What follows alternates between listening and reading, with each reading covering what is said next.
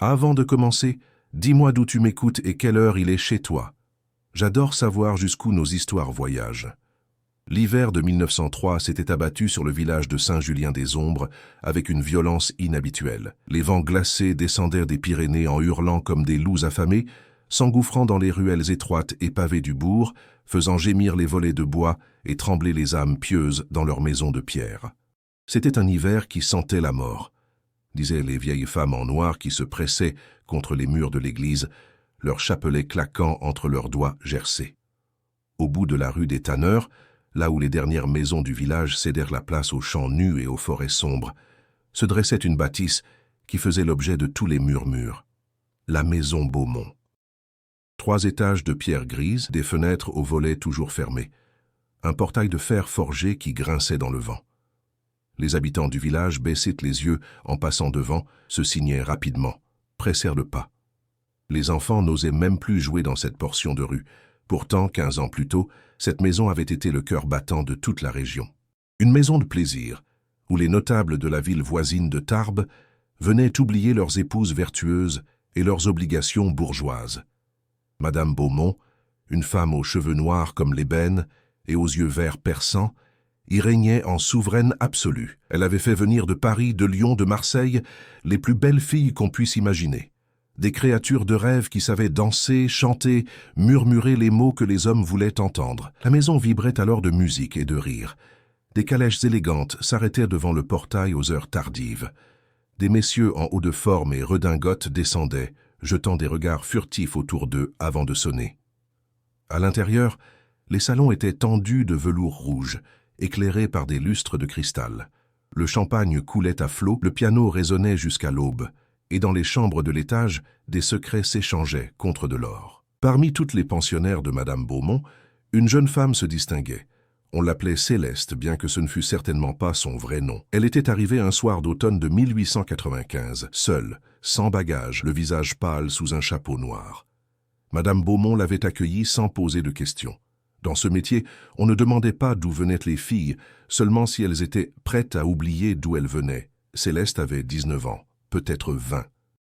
Une beauté presque irréelle, avec des cheveux blonds qui tombaient en cascades dorées sur ses épaules, des yeux bleus comme le ciel d'été, une peau laiteuse qui semblait n'avoir jamais connu le soleil. Mais c'était surtout son regard qui troublait les hommes. Un regard profond, mélancolique, qui semblait porter en lui toute la tristesse du monde. Les clients se battaient pour passer une nuit avec elle. Il ressortait de sa chambre changé, silencieux, le regard absent, comme si elle leur avait pris quelque chose d'essentiel. Madame Beaumont aurait dû se réjouir de ce succès. Céleste lui rapportait plus d'argent que toutes les autres filles réunies. Mais quelque chose la troublait. La jeune femme ne souriait jamais. Elle accomplissait son travail avec une sorte de détachement terrifiant, comme si son corps était là, mais que son âme vagabondait ailleurs. La nuit, quand les clients étaient partis et que les autres filles dormaient, Madame Beaumont l'entendait marcher dans sa chambre, des heures durant, allant et venant, comme une prisonnière dans sa cellule. Un soir, elle avait osé lui demander d'où elle venait. Céleste l'avait regardée avec ses grands yeux bleus vides et avait simplement répondu « d'un endroit où je ne peux plus retourner ». Puis elle avait monté l'escalier vers sa chambre, sa robe blanche traînant derrière elle comme un linceul. Les années passèrent, la maison Beaumont prospérait. Les notables de la région continuaient de franchir son seuil, apportant leurs désirs et leurs vices. Céleste continuait de recevoir les hommes, son visage devenant chaque jour un peu plus pâle, son regard un peu plus distant. Les autres filles chuchotaient qu'elle était étrange, qu'elle parlait seule la nuit, qu'on l'entendait pleurer derrière sa porte fermée à clé. Puis vint l'hiver de 1898, un hiver aussi brutal que celui de 1903, avec des tempêtes de neige qui isolèrent le village pendant des jours entiers. C'était le 15 décembre, une nuit où le vent hurlait si fort qu'on aurait pu croire que toutes les âmes damnées de l'enfer s'étaient donné rendez-vous dans les rues de Saint-Julien-des-Ombres. La maison Beaumont avait organisé une fête spéciale cette nuit-là, une réception privée pour un groupe de messieurs venus de Paris, des hommes riches et puissants, au dire de Madame Beaumont, qui avaient exigé que tout soit parfait. Le champagne le plus fin, les mets les plus délicats, les filles dans leurs plus belles robes. Et bien sûr, Céleste devait être présente. C'était elle que ces messieurs voulaient en voir. La soirée avait commencé comme toutes les autres. Les invités étaient arrivés vers 10 heures. emmitouflés dans leurs manteaux de fourrure, secouant la neige de leurs chapeaux. Ils avaient été accueillis dans le grand salon où le feu crépitait dans la cheminée. Le champagne avait coulé, le piano avait résonné, les rires avaient effusé. Céleste était descendue vers minuit, vêtue d'une robe blanche qui la faisait ressembler à un ange déchu. Les hommes s'étaient tus en la voyant, fascinés par cette apparition spectrale. Mais quelque chose était différent cette nuit-là. Céleste semblait encore plus absente que d'habitude. Elle regardait fixement devant elle, comme si elle voyait à travers les murs, à travers les corps, vers quelque chose que personne d'autre ne pouvait percevoir. Madame Beaumont avait tenté de la secouer, de lui chuchoter d'être attentive aux invités, mais Céleste n'avait pas réagi.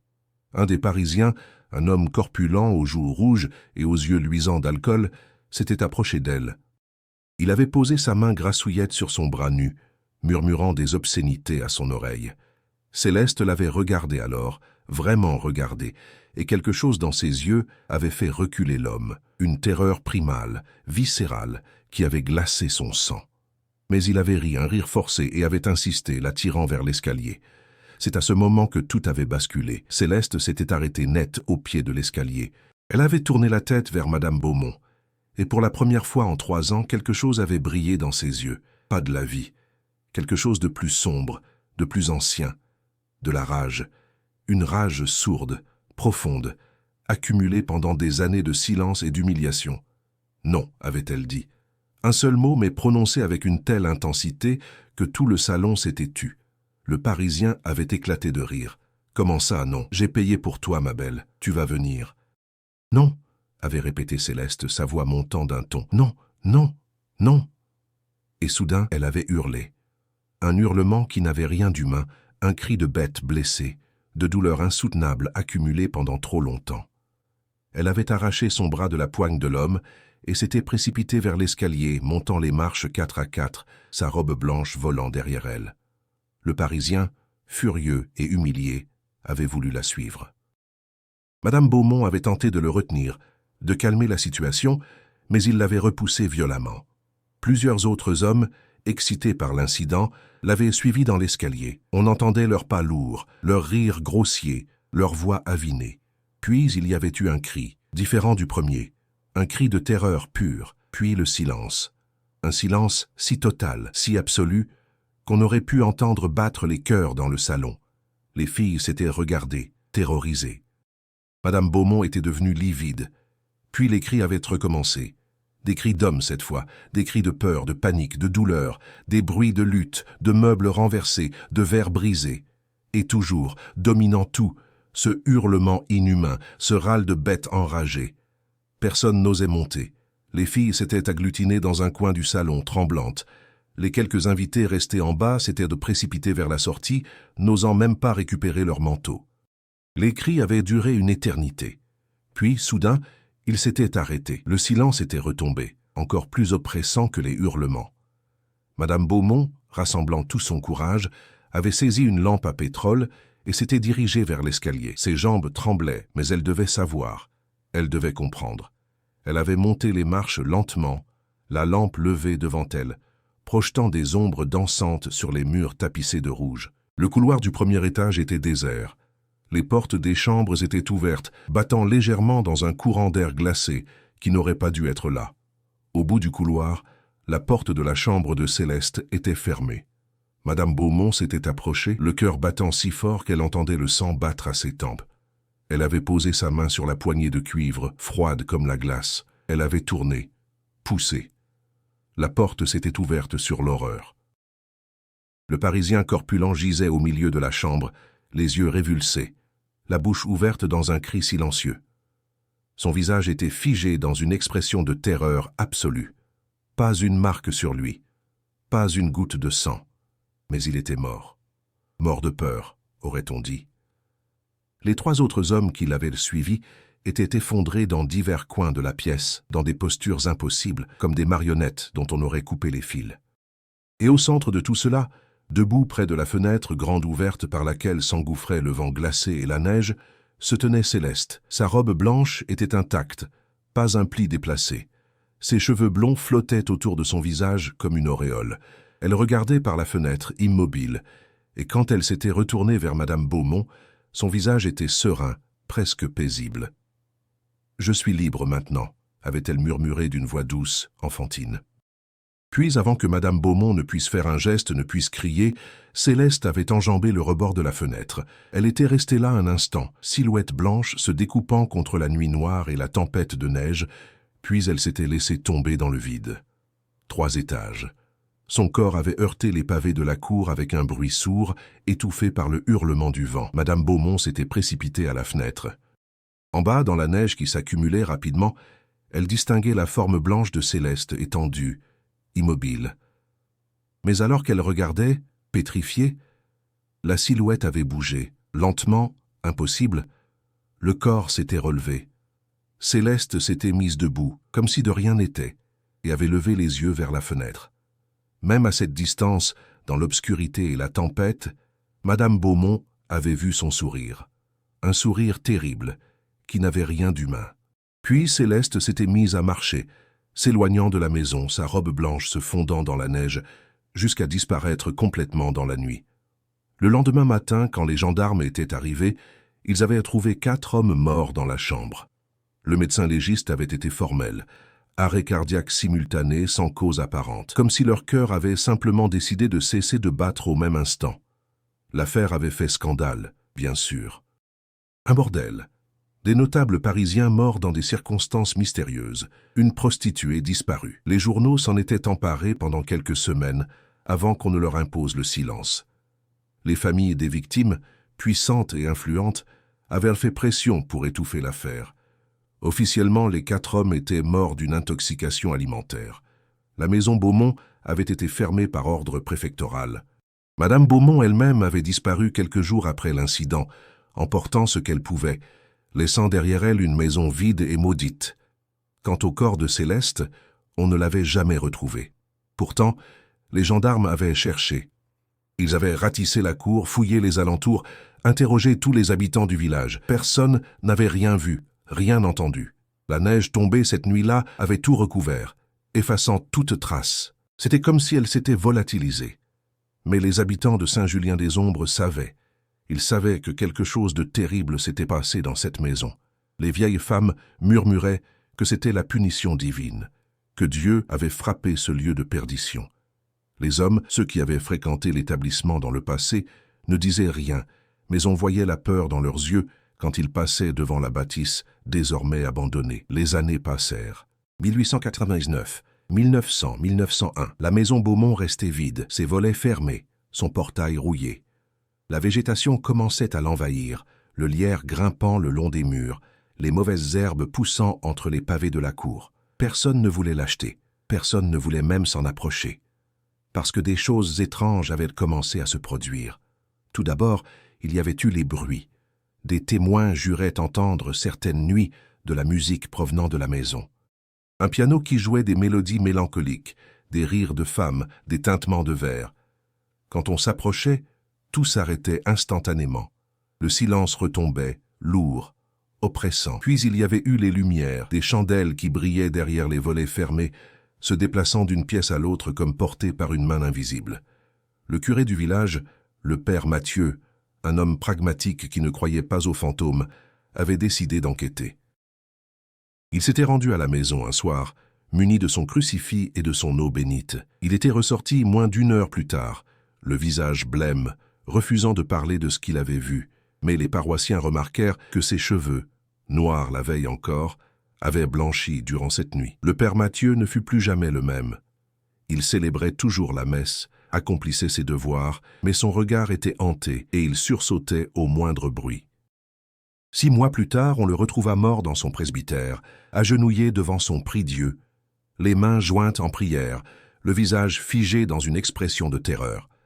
L'histoire la plus troublante, celle qui fit définitivement de la maison Beaumont un lieu maudit, était celle d'Armand Dufour, un jeune homme du village, à peine 20 ans, qui ne croyait pas aux superstitions. En 1902, par une nuit d'été étouffante, il avait parié avec ses amis qu'il oserait entrer dans la maison et y passer 1 heure. Ses camarades avaient tenté de l'en dissuader, mais Armand était têtu et fier. Il avait besoin de l'argent du pari pour épouser sa fiancée, Élise. Il l'avait accompagnée jusqu'au portail, puis avait attendu dehors, nerveux. Armand avait forcé la serrure rouillée de la porte principale et était entré, une lanterne à la main. Ses amis l'avaient vu disparaître dans les ténèbres du hall d'entrée. Les minutes s'étaient écoulées lentement. 10 minutes, 20, 30. Puis, soudain, un cri. Un cri si terrible que les jeunes gens postés dehors s'étaient enfuis en courant, abandonnant leur ami. Ce n'est que le lendemain matin, rongés par la culpabilité, qu'ils étaient revenus avec plusieurs hommes du village. Ils avaient trouvé Armand dans le grand salon, recroquevillé dans un coin, tremblant de tous ses membres. Ses yeux étaient écarquillés, fixes, ne clignant pas. De la bave coulait de sa bouche entr'ouverte. Quand ils avaient tenté de le toucher, il s'était mis à hurler, à griffer, à mordre comme un animal enragé. On avait dû l'emmener de force, le ligoter. Le médecin du village l'avait examiné sans trouver de blessure physique, mais mentalement, Armand était brisé. Il ne parlait plus, ne reconnaissait personne, pas même sa pauvre Élise qui pleurait à son chevet. Tout ce qu'il faisait, jour et nuit, c'était fixer le vide devant lui et murmurer inlassablement « Elle marche, elle marche, elle marche dans les couloirs, la dame en blanc, elle marche ». On l'avait finalement envoyé à l'asile de Tarbes, où il mourut 3 mois plus tard, toujours prisonnier de sa folie, toujours murmurant les mêmes mots terrifiants. Après cet incident, plus personne n'osa s'approcher de la maison Beaumont, elle devint un tabou absolu. Les mères interdisaient à leurs enfants de jouer dans la rue des Tanneurs. Les voyageurs de passage remarquaient que les villageois faisaient un détour pour éviter de passer devant la bâtisse maudite. Et les nuits où le vent soufflait fort, où la lune était pleine, les habitants fermaient hermétiquement leurs volets et se blottissaient près du feu, refusant d'écouter les bruits qui venaient de là-bas. Car tous entendaient, tous savaient, la dame en blanc marchait. C'est ainsi que nous arrivons à l'hiver de 1903, celui dont nous parlions au début. 5 années s'étaient écoulées depuis la nuit maudite, et la maison Beaumont continuait de projeter son ombre maléfique sur Saint-Julien-des-Ombres. Le village se mourait lentement. Les jeunes partaient chercher fortune ailleurs, les commerces fermaient un à un, et une atmosphère de décadence pesait sur les rues autrefois animées. Dans cette ambiance moribonde, l'arrivée de l'étranger fit sensation. Il était apparu un matin de janvier, descendant de la diligence de Tarbes, un homme d'une 40aine d'années, vêtu d'un long manteau noir et coiffé d'un chapeau melon. Il portait une valise de cuir usée et avait ce regard qu'ont ceux qui ont trop vu, trop vécu. Son visage était marqué de rides précoces et une fine cicatrice barrait sa joue gauche. Il s'était présenté à l'auberge du village comme Étienne Valmont, journaliste parisien. « Je m'intéresse aux histoires de maisons hantées », avait-il déclaré à l'aubergiste Jean Ferrer, un homme rondouillard au visage rubicond. « J'ai entendu parler de votre maison Beaumont. » Jean Ferrer avait pâli. « Monsieur, avec tout le respect que je vous dois, vous feriez mieux de repartir par la prochaine diligence. Cette maison, ce n'est pas un sujet dont on parle ici. » Mais Valmont avait insisté. Il offrait bien de l'argent à qui accepterait de lui raconter l'histoire. Finalement, après quelques verres de vin, les langues s'étaient déliées. Jean Ferrer lui avait raconté ce qu'il savait, le bordel, la nuit tragique de 1898, les 4 morts, la disparition de Céleste, puis les phénomènes étranges, le père Mathieu, le pauvre Armand Dufour. Valmont avait écouté avec une attention fascinée, prenant des notes dans un petit carnet. « Et vous, monsieur Ferrer, vous avez vu quelque chose de vos propres yeux ?» L'aubergiste avait hésité, puis hoché la tête lentement. « Une fois, il y a 2 ans. Je rentrais tard, j'avais dû livrer du vin à une ferme éloignée. Je suis passé devant la maison, il devait être minuit, et je l'ai vue. Vue ? Qui ? Elle. La dame en blanc, derrière une fenêtre du premier étage. Elle me regardait. Ses yeux... » Jean Ferrer s'était tu, frissonnant au souvenir. « Ses yeux n'avaient rien d'humain, monsieur. C'était comme regarder dans un puits sans fond. J'ai couru jusqu'à chez moi et je n'ai pas dormi pendant 3 jours. Cette nuit-là, dans sa chambre d'auberge, Étienne Valmont n'arrivait pas à trouver le sommeil. Il fixait le plafond, écoutant le vent hurler dehors. Ce n'était pas la première maison hantée qu'il investiguait. Depuis 10 ans, depuis la mort de sa femme et de sa fille dans des circonstances mystérieuses, il parcourait la France à la recherche du surnaturel, espérant comprendre ce qui lui avait arraché les êtres qu'il aimait le plus au monde. Il avait vu beaucoup de choses, des charlatans, des superstitions, des peurs imaginaires, mais parfois, très rarement, il avait rencontré quelque chose de réel, quelque chose qui ne pouvait s'expliquer par la raison. et son instinct lui disait que la maison Beaumont était l'un de ces endroits. Le lendemain, malgré les avertissements de Jean Ferrer et des autres villageois, Valmont se dirigea vers la rue des Tanneurs. C'était une journée grise, le ciel bas chargé de neige qui ne demandait qu'à tomber. Le vent soufflait en rafales glacées, faisant claquer les volets des maisons qu'il dépassait. Quand il arriva devant la maison Beaumont, il s'arrêta, frappé par l'aura de désolation qui émanait de la bâtisse. Les murs gris semblaient absorber la lumière plutôt que la refléter. Les volets fermés ressemblaient à des yeux aveugles. Le portail de fer était entrouvert, grinçant doucement dans le vent. La cour était envahie d'herbes folles et de ronces qui grimpaient le long des murs comme pour les étrangler. Valmont franchit le portail. Le grincement du fer rouillé résonna étrangement, semblant se répercuter plus longtemps qu'il n'aurait dû. Il traversa la cour, ses bottes crissant sur les pavés couverts de mousse et de givre. La porte principale était entr'ouverte, le verrou forcé depuis longtemps. Il poussa la porte qui céda avec un gémissement lugubre. À l'intérieur, l'obscurité était presque totale. Valmont sortit une bougie de sa poche, l'alluma avec une allumette. La petite flamme projeta des ombres dansantes sur les murs du hall d'entrée. L'air à l'intérieur était étrangement froid, plus froid qu'il n'aurait dû l'être même en plein hiver. Et il y avait cette odeur. Une odeur de moisie, de pourriture, mais aussi quelque chose de plus subtil, de plus troublant, un parfum floral fané, comme des fleurs mortes depuis longtemps. Le hall d'entrée donnait sur un grand escalier qui montait vers les étages supérieurs. À gauche et à droite, des portes menaient à ce qui avait dû être le salon et d'autres pièces de réception. Valmont choisit d'explorer d'abord le rez-de-chaussée. Le grand salon était exactement tel que Jean Ferrer l'avait décrit. Les murs étaient toujours tendus de velours rouge, maintenant mangés par l'humidité et la moisissure. Le lustre de cristal pendant toujours du plafond, ses pendeloques recouvertes de toiles d'araignée.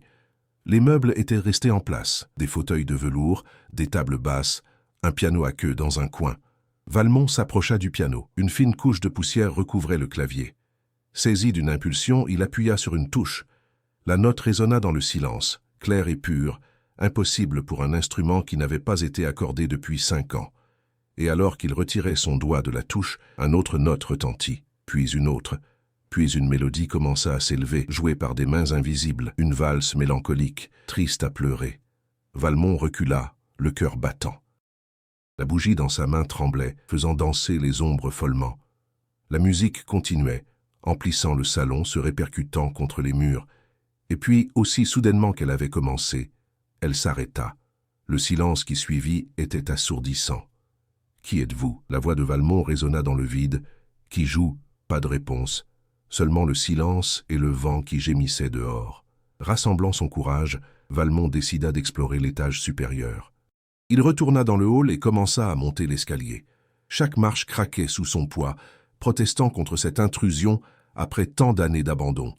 La rampe était poisseuse sous sa main, couverte d'une pellicule visqueuse qu'il préférait ne pas identifier. Au premier étage, un long couloir s'étendait devant lui, ponctué de portes de part et d'autre, les anciennes chambres des filles.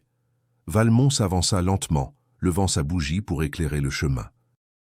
Sur les murs, il distinguait encore les traces d'un papier peint autrefois luxueux, maintenant déchiré et pendant en lambeaux. Il ouvrit la première porte à sa droite. Une petite chambre, un lit défait dont les draps étaient encore là, jaunis et moisis, une coiffeuse avec un miroir fendu, des vêtements éparpillés sur le sol, rongés par le temps et les rats. Rien d'extraordinaire, sinon cette atmosphère oppressante, cette sensation d'être observé. La deuxième chambre était similaire. Et la troisième. Mais quand il arriva à la dernière porte, celle au bout du couloir, quelque chose en lui se figea. Cette porte était différente. Elle était fermée, contrairement aux autres, et gravée dans le bois, à hauteur d'yeux, il y avait un nom. Céleste. La main de Valmont tremblait alors qu'il posait sa paume sur la poignée. Le métal était glacé, si froid qu'il brûlait presque.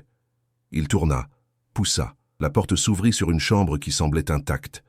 Pas de poussière, pas de toile d'araignée, pas de moisissure. C'était comme si la pièce existait dans une bulle temporelle, préservée depuis cette nuit de décembre 1898. Le lit était fait avec des draps blancs immaculés. Des chandelles neuves étaient disposées sur la coiffeuse. Et sur cette coiffeuse, il y avait une brosse à cheveux argentée avec de longs cheveux blonds encore emmêlés dans les poils. Valmont entra lentement dans la chambre. L'air y était différent, plus dense, chargé d'électricité. Il sentait les poils de sa nuque se hérisser. Sur le mur au-dessus du lit, il y avait un grand miroir ovale dans un cadre doré. Il s'en approcha, levant sa bougie. Et dans le reflet, derrière lui, il la vit. Une femme en robe blanche, debout près de la fenêtre, le regardant. Ses cheveux blonds tombaient en cascade sur ses épaules. Son visage était d'une beauté éthérée, presque translucide. Ses yeux bleus le fixaient avec une intensité terrible. Valmont fit volte-face, le cœur explosant dans sa poitrine. La fenêtre était vide. Personne. Il se retourna vers le miroir. Elle était toujours là dans le reflet, immobile, le regardant. « Céleste », murmura-t-il. Dans le miroir, elle sourit, un sourire triste, infiniment triste. Puis elle bougea. Pas dans la réalité, seulement dans le reflet. Elle s'approcha lentement, glissant plutôt que marchant. Valmont était paralysé, incapable de détourner le regard. Dans le miroir, elle était maintenant juste derrière lui. Il pouvait sentir un froid glacial émaner d'elle, voir son souffle formé de la buée, alors qu'il n'y avait aucun souffle. Elle leva une main pâle, translucide, et la posa sur l'épaule de son reflet. Valmont sentit le contact dans la réalité, des doigts glacés comme la mort se refermant sur sa chair à travers le tissu de son manteau. Un froid si intense que c'en était douloureux. « Pourquoi êtes-vous venu ici ?» réussit-il à articuler malgré sa terreur. Dans le miroir, ses lèvres bougèrent, mais aucun son n'en sortit. Pourtant, Valmont entendit sa voix, directement dans sa tête, un murmure spectral qui résonnait dans son crâne. « Je ne suis pas venu. Je n'ai jamais quitté. Que voulez-vous » ? Justice, vengeance, libération. Les mots se superposaient, se mélangeaient, multiples voix parlant à l'unisson. « Je suis prisonnière, prisonnière de ma douleur, de ma rage, de ma mort. Comment puis-je vous aider ?» Le sourire s'effaça du visage de Céleste.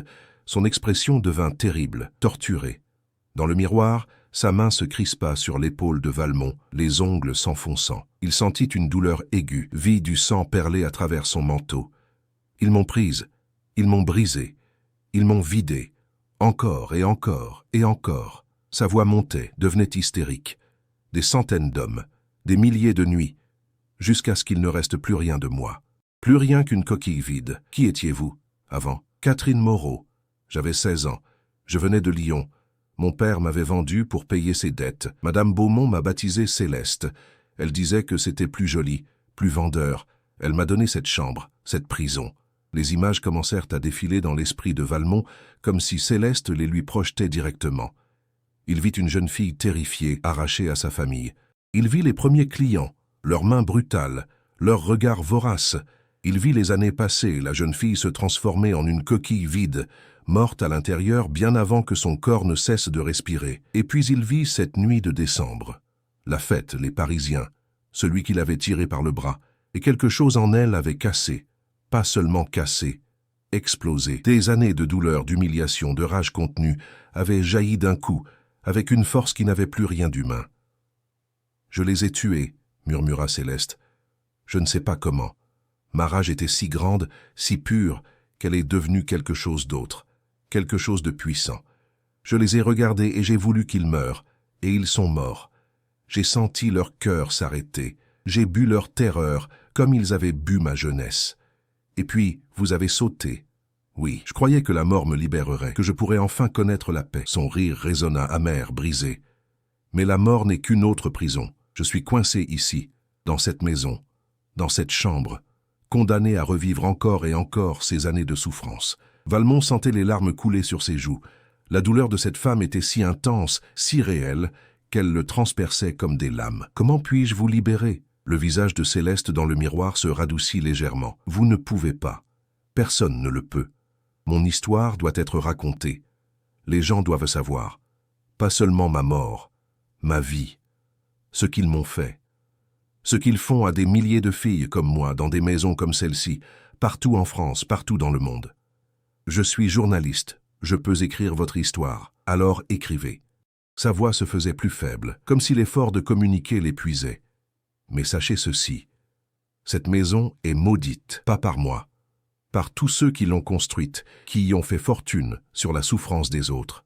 Je ne suis que son symptôme, sa manifestation. » La prise sur son épaule se relâcha. Dans le miroir, Céleste reculait, s'éloignait, devenant de plus en plus transparente. Partez maintenant, et ne revenez jamais. La prochaine fois, je ne pourrai peut-être pas me contrôler. Ma rage est toujours là, elle est toujours affamée. Attendez, cria Valmont, votre famille, à Lyon, voulez-vous que je les contacte? Mais elle avait disparu. Le miroir ne reflétait plus que la chambre vide et le visage bouleversé de Valmont. Il resta là un long moment, tremblant, essayant de reprendre son souffle.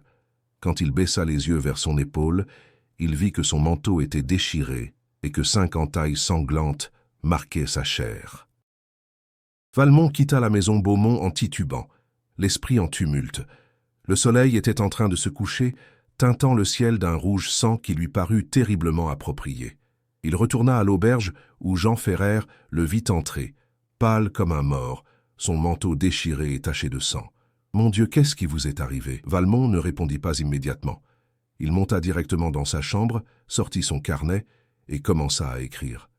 Il écrivit toute la nuit, couchant sur papier tout ce qu'il avait vu, entendu, ressenti. L'histoire de Catherine Moreau devenue Céleste, vendue comme du bétail, utilisée, brisée, transformée en quelque chose qui n'était plus vraiment humain. Au matin, il avait terminé. 20 pages d'une écriture serrée, fébrile. Il relut son texte, y apporta quelques corrections, puis le plia soigneusement. Il l'enverrait à son éditeur à Paris. L'histoire serait publiée, envers et contre tout. Le monde saurait.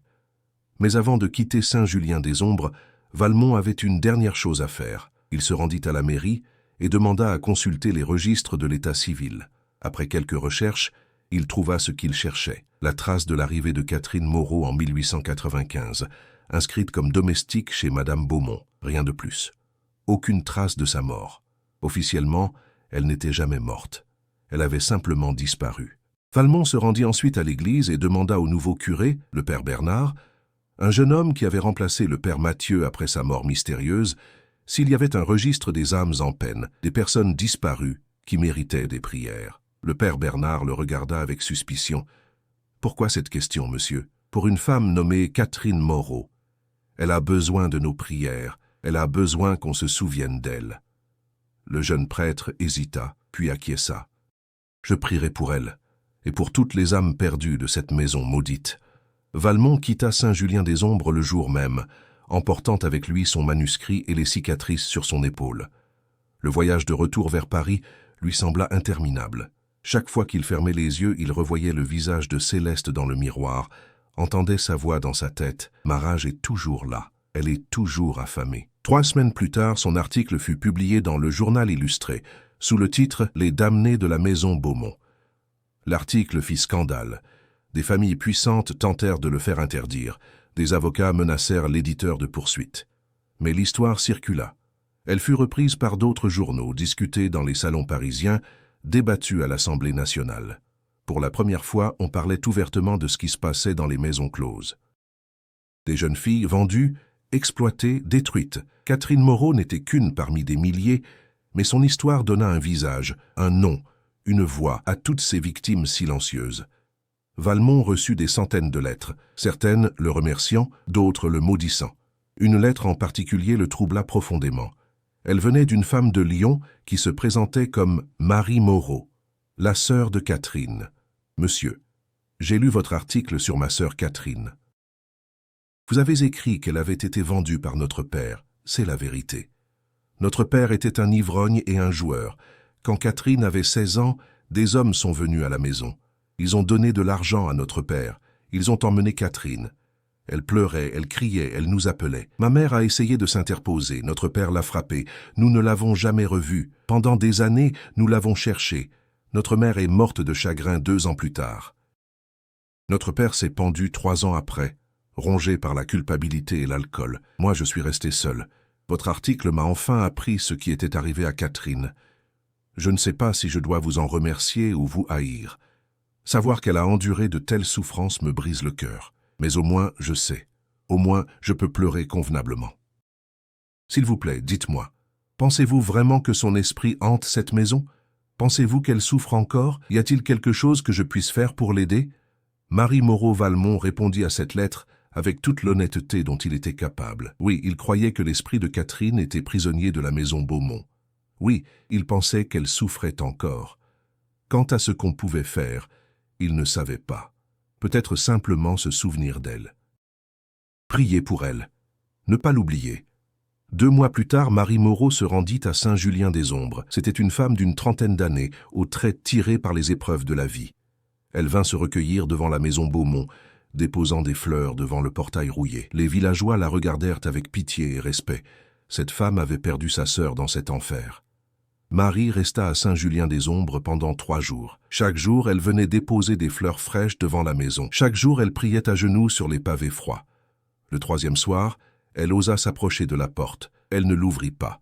Elle n'en eut pas le courage, mais elle posa sa main contre le bois froid et murmura « Catherine, je suis là. C'est Marie, ta petite sœur. Je suis venu te chercher. Je suis venu te ramener à la maison. » Le vent soufflait fort cette nuit-là.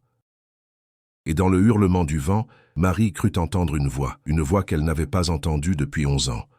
Une voix qui disait « Marie, ma petite Marie, je t'ai tant manqué. » Marie pleura.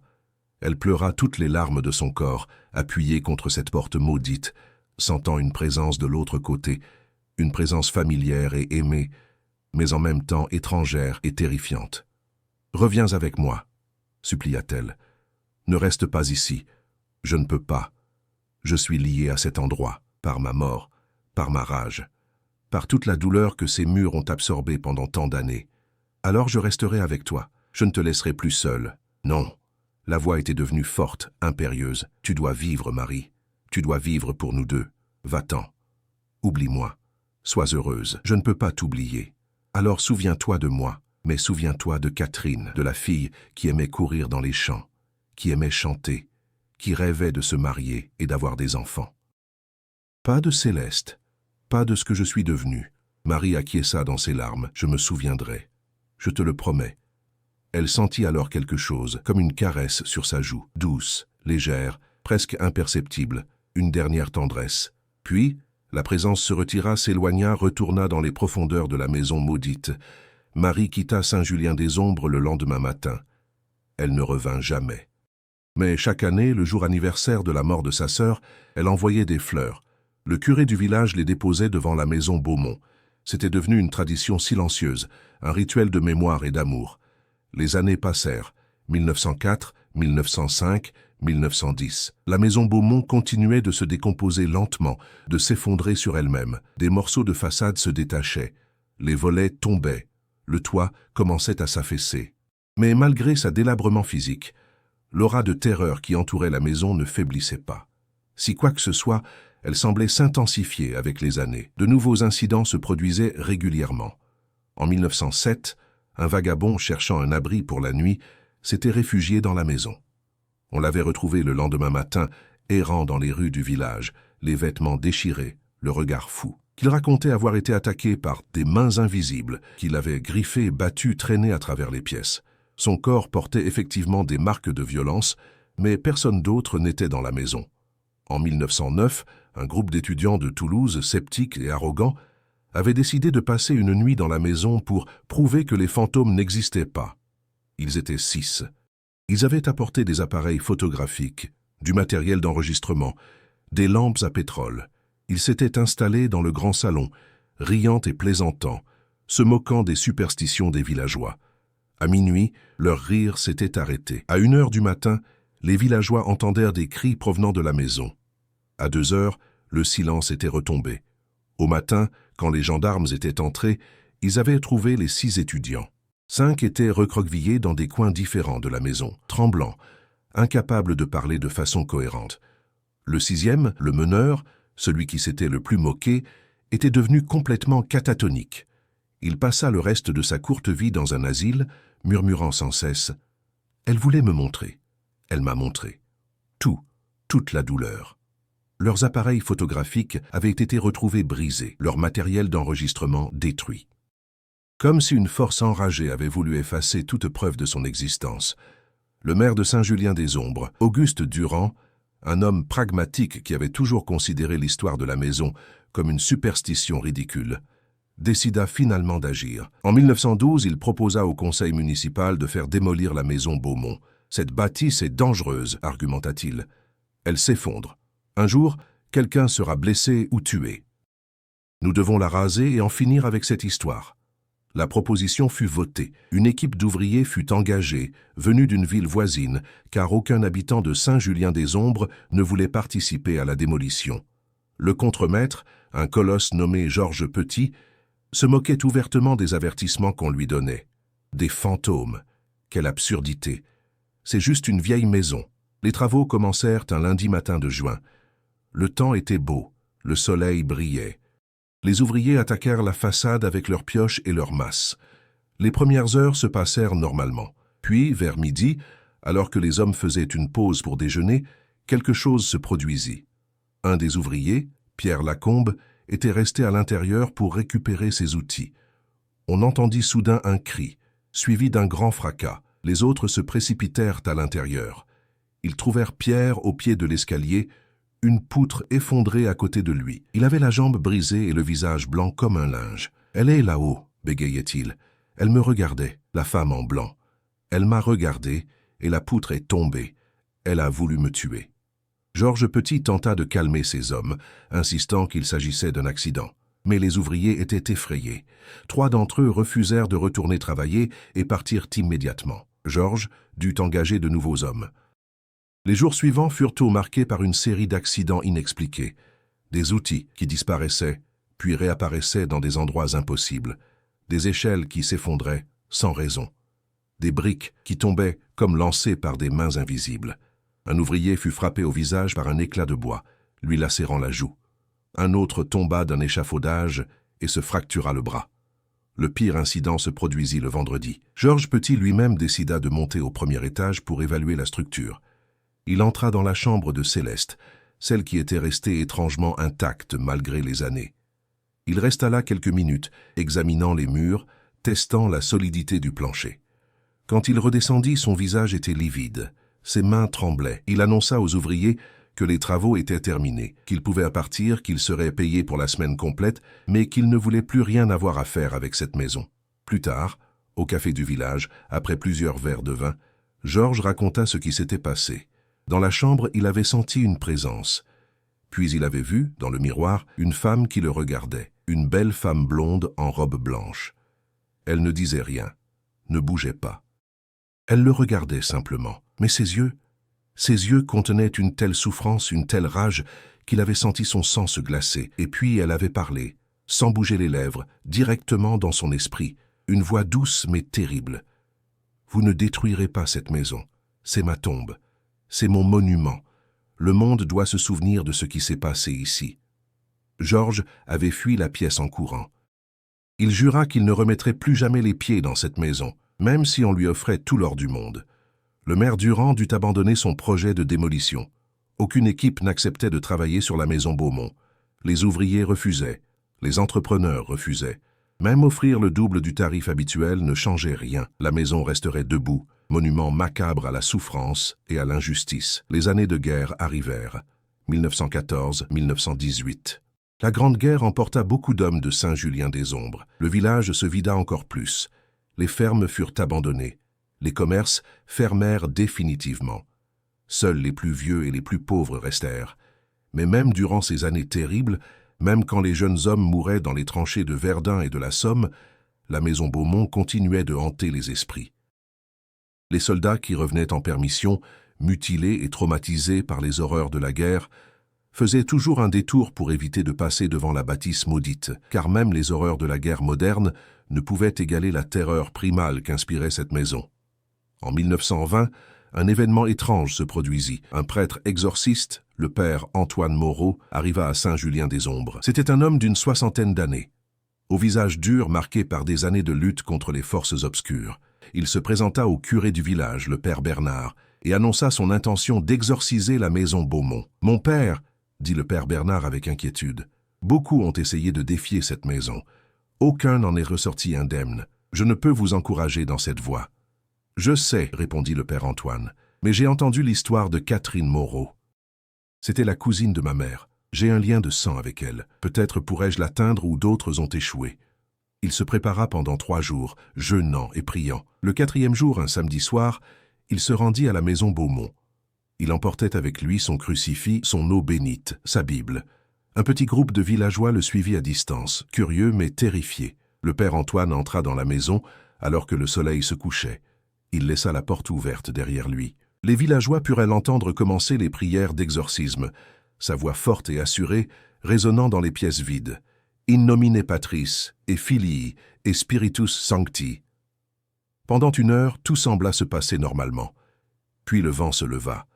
Un vent violent, anormal, qui soufflait uniquement autour de la maison, faisant voler la poussière et les feuilles mortes en tourbillons furieux. Les volets qui tenaient encore se mirent à battre frénétiquement.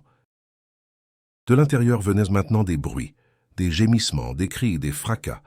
La voix du père Antoine continuait, plus forte, plus insistante. « Exorciso te immundissim spiritus !» Soudain, un hurlement si terrible, si inhumain, qu'il glaça le sang de tous ceux qui l'entendirent. Ce n'était pas la voix du père Antoine, c'était une voix de femme, mais déformée, amplifiée, comme si 1000 voix criaient à l'unisson. « Je ne partirai pas. Cette maison est mienne. Ma souffrance est ancrée dans ses murs. Vous ne pouvez pas me chasser. » Le père Antoine répondit, sa voix tremblant mais déterminée.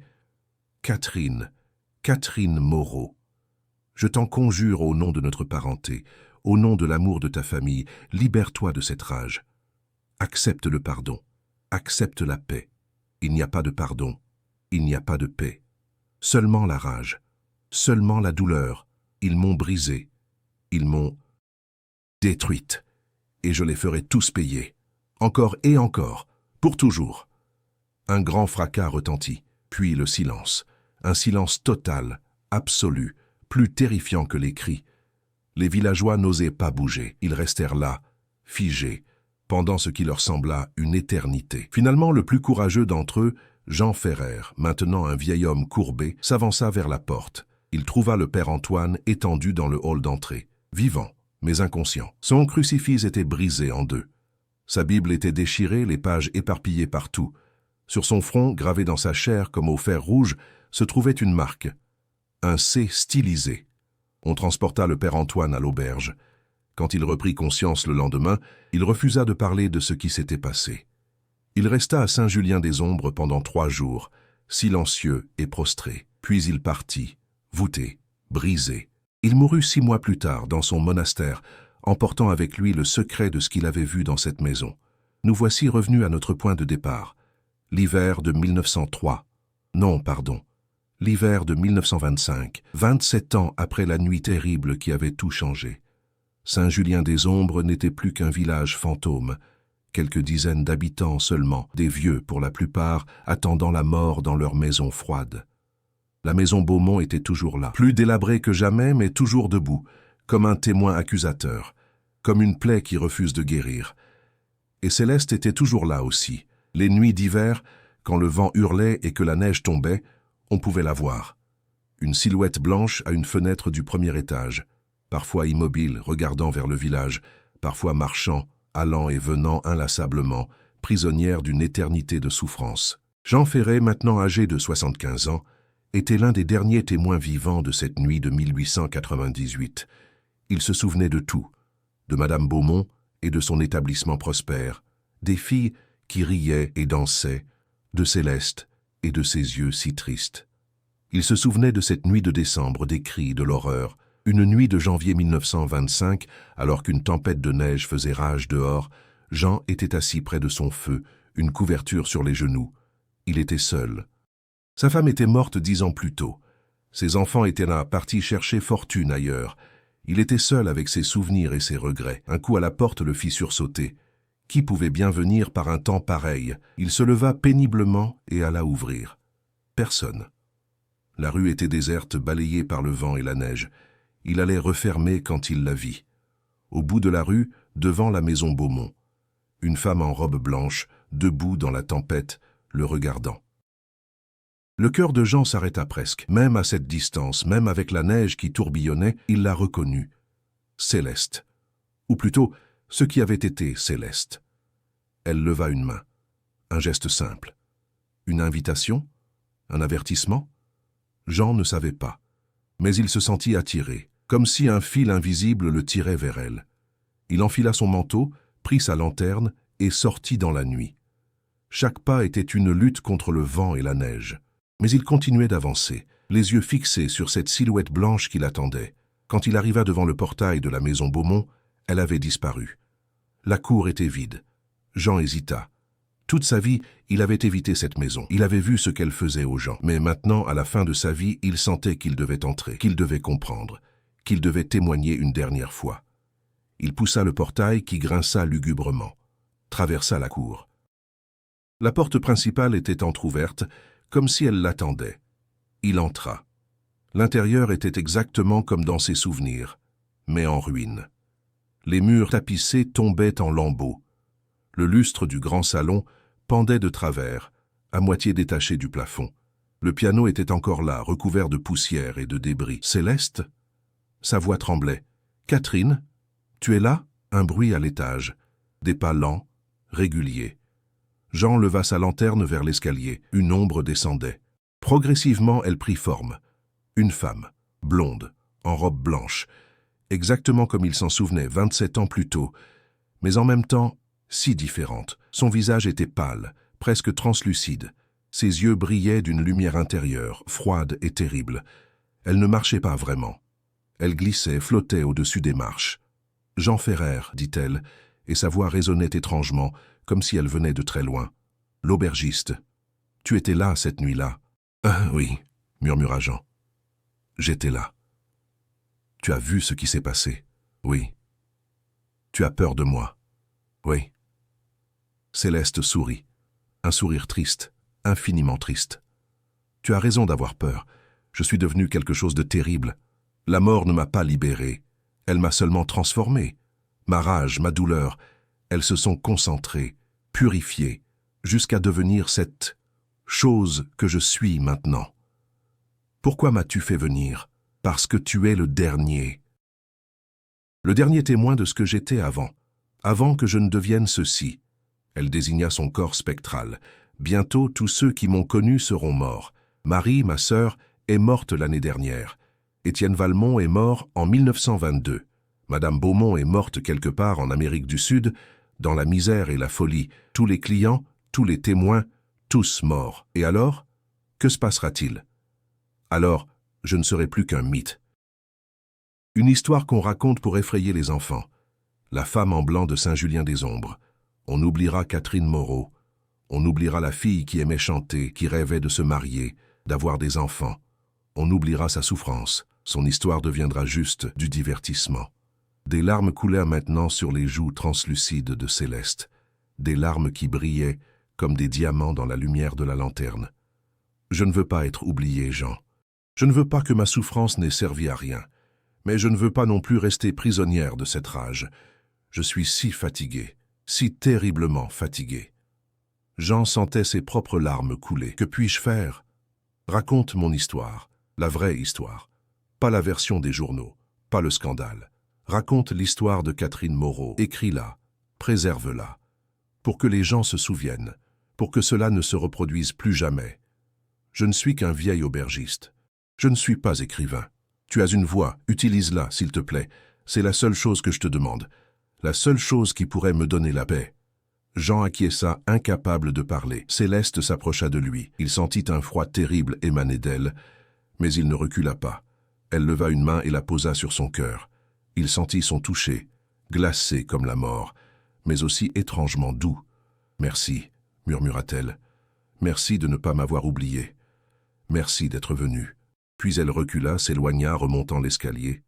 À mi-chemin, elle se retourna une dernière fois. « Jean, oui ? Dis-leur que je pardonne, même à mon père qui m'a vendu, même à Madame Beaumont qui m'a exploité, même aux hommes qui m'ont utilisé. Je pardonne, parce que la haine ne fait que me maintenir prisonnière, et je veux être libre. » Elle disparut alors, se dissolvant dans l'ombre comme de la fumée. Jean resta seul dans le hall d'entrée, tremblant, les larmes coulant librement sur ses joues ridées. Il quitta la maison Beaumont cette nuit-là et ne revint jamais. Mais il tint sa promesse. Il passa les derniers mois de sa vie à écrire l'histoire de Catherine Moreau. Pas la version sensationnelle, mais la vraie histoire. L'histoire d'une jeune fille arrachée à sa famille, détruite par un système qui considérait les femmes comme des marchandises. Jean Ferrer mourut en juin 1925. On trouva son manuscrit sur sa table de chevet. Le curé du village le lut et pleura.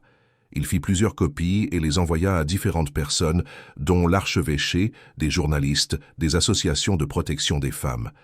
L'histoire circula. Elle fut lue, discutée, pleurée. Catherine Moreau devint un symbole, un rappel de l'humanité qui se cache derrière chaque histoire de fantôme, de chaque tragédie. Quant à la maison Beaumont, elle continua de se dégrader. En 1930, une partie du toit s'effondra. En 1935, un mur entier tomba. Lentement, inexorablement, la maison se détruisait elle-même, retournant à la poussière. Et les apparitions cessèrent. Plus de lumières aux fenêtres, plus de musique dans la nuit, plus de silhouettes blanches marchant dans les couloirs. C'était comme si, son histoire enfin racontée, Céleste avait enfin pu trouver la paix, ou peut-être était-elle simplement devenue trop faible, trop diluée par le temps. Peut-être sa rage s'était-elle finalement épuisée. Peut-être avait-elle finalement pardonné, comme elle l'avait dit à Jean Ferrer. Personne ne le sait avec certitude. Aujourd'hui, la maison Beaumont n'est plus qu'un tas de ruines. Les murs se sont effondrés, le toit a disparu. La végétation a repris ses droits, recouvrant les décombres d'un manteau de lierre et de ronces. Les touristes qui passent par Saint-Julien-des-Ombres, maintenant un village pittoresque restauré pour attirer les visiteurs, s'arrêtent parfois devant les ruines. Ils prennent des photos. Ils frissonnent en écoutant l'histoire que leur racontent les guides. Mais ils ne sentent pas ce que sentaient les anciens, cette aura de terreur, cette présence malveillante. Tout cela est parti, dissous dans le temps. Certains disent que c'est parce que Catherine Moreau a finalement trouvé la paix. D'autres disent qu'elle est toujours là mais trop faible désormais pour se manifester. D'autres encore prétendent qu'elle a simplement quitté cet endroit, qu'elle erre ailleurs maintenant, cherchant toujours justice, toujours réconfort. La vérité, personne ne la connaît. Mais ce que nous savons, c'est son histoire. L'histoire de Catherine Moreau, 16 ans, vendue par son père, détruite par un système cruel, transformée par la mort en quelque chose de terrible et de pitoyable à la fois. Nous nous souvenons d'elle, pas comme un monstre, pas comme un fantôme, mais comme une victime, comme un avertissement, comme un rappel que derrière chaque histoire d'horreur, il y a une histoire humaine, et peut-être que c'est suffisant, peut-être que le souvenir est la seule chose qui peut vraiment nous libérer, les vivants comme les morts. La maison Beaumont est tombée, mais l'histoire de Catherine demeure, racontée, préservée, transmise de génération en génération, un témoignage. Un acte d'accusation, un cri contre l'injustice, et dans le vent qui souffle parfois à travers les ruines, certains jurent encore entendre un murmure, une voix douce, presque paisible maintenant. Souvenez-vous de moi, pas de ce que je suis devenu, mais de ce que j'étais, de ce que j'aurais pu être. Souvenez-vous, et ne laissez plus jamais cela arriver. Fin. La maison close hantée, un conte interdit du début du XXe siècle, en mémoire de toutes les Catherine Moreau.